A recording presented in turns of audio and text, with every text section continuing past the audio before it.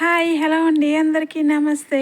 గోబీ 65 రైస్ని తయారు చేసి చూపిస్తున్నానండి. దానికోసం నేను కాలీఫ్లవర్ని మనం తీసుకొని మీడియం సైజుగా ముక్కలు కట్ చేసి హాట్ వాటర్లో కడిగి తీసుకుని ఒక బౌల్లో వేసుకున్నానండి.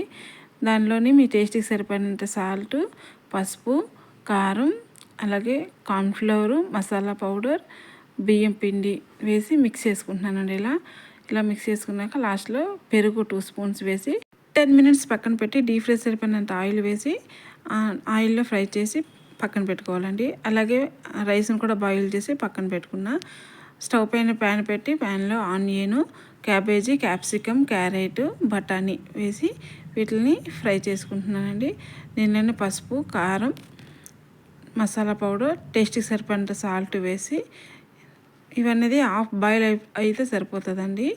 ఇది హాఫ్ బాయిల్ అనేది అయ్యాక నేను ముందుగా ఫ్రై చేసుకున్న కాలీఫ్లవర్ ముక్కలను వేసేసి ఆ తర్వాత రైస్ వేసి సోయా సాస్ పైన వేసి అంతా కల్చరల్ ఒకసారి మిక్స్ చేస్తే గోబీ 65 రైస్ రెడీ.